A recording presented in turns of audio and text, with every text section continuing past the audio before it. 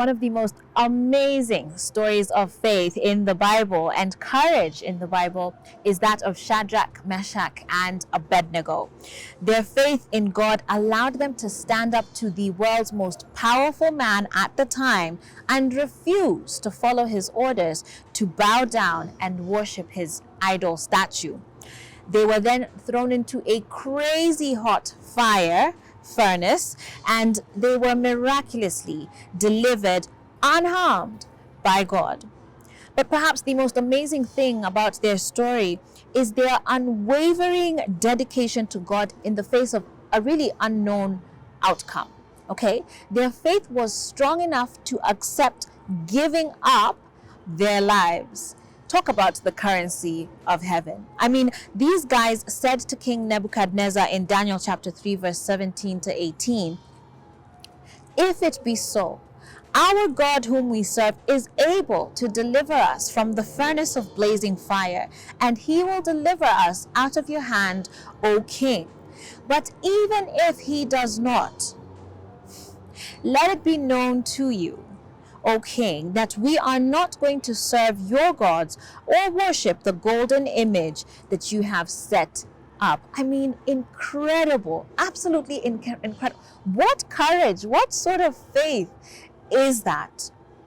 Now, up until now, our study of the armor of God and Paul's description of the armor of God in Ephesians chapter 6 from verse 10 onwards has been limited to items that we wear. Okay, we looked at the belt and we put on the belt. We talked about the breastplate. We also put that on, and we also put on the shoes, right? This gospel of peace. And essentially each of those pieces kind of hold themselves up. But the shield is different. In Ephesians chapter 6 verse 16 it says, "Above all, taking up the shield of faith with which you will be able to quench all the fiery darts of the wicked one." Essentially, Paul tells us that the shield is something that we must actually take up, something that we are required to raise. Okay? Just strapping it to our arm or holding it down here below is not going to do us any good if we don't actually hold it up and make that effort to keep it raised and for us to use it. A shield, its purpose is to guard, its purpose is to deflect.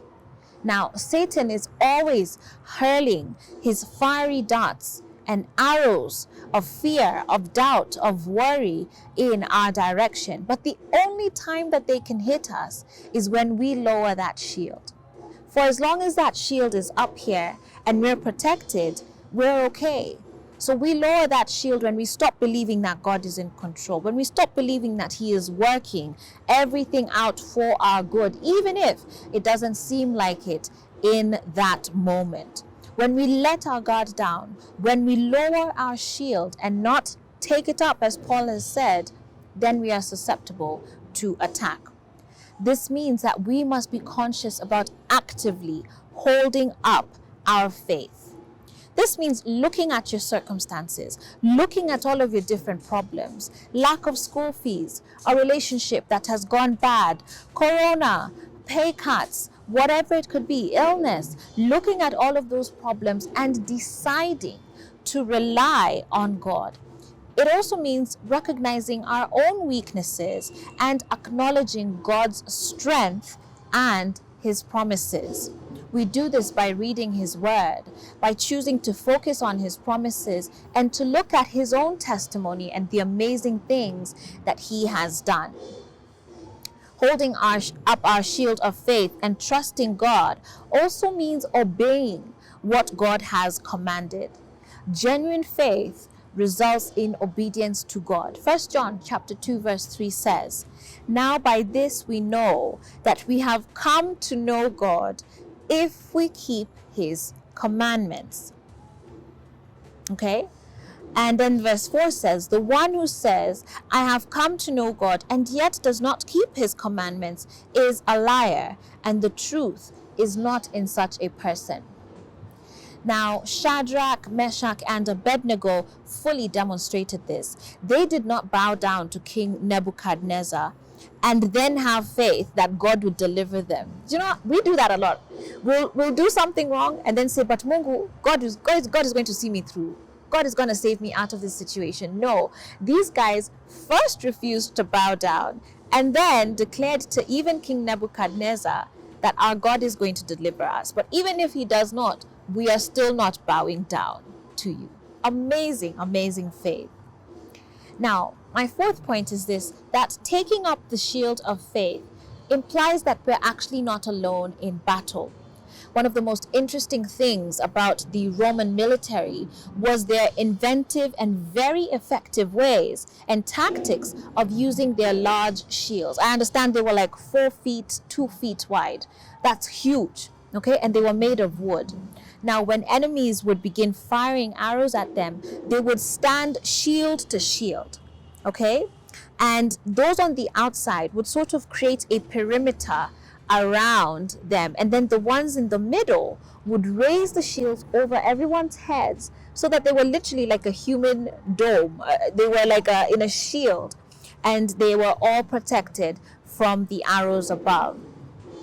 Now listen to this. While each soldier had to hold up their own shield, the strength of the military came by doing it with all the others. Okay? They would basically form a human tank and would become unstoppable. In the same way, each of us are required to hold up our own shield of faith. Each of us are required to exercise faith at an individual level. But we also need to be surrounding ourselves with other Christians so that we're also locking shields with them and sort of creating a together force against the enemy. This way, we're actually encouraged by those who are going through the same things, and we can join others in fighting together against the enemy. So are you taking up your shield of faith, or are you holding it down here, right? Where is it positioned on your body? Are you using it, or is it just a useless tool? I'd love to know what you think about this episode and what your thoughts would be about it. We continue with this series next week. Thank you for your feedback so far. And be sure to follow us on all our social media platforms, as well as to subscribe to our YouTube channel. Until next time, keep up that shield of faith. God bless you.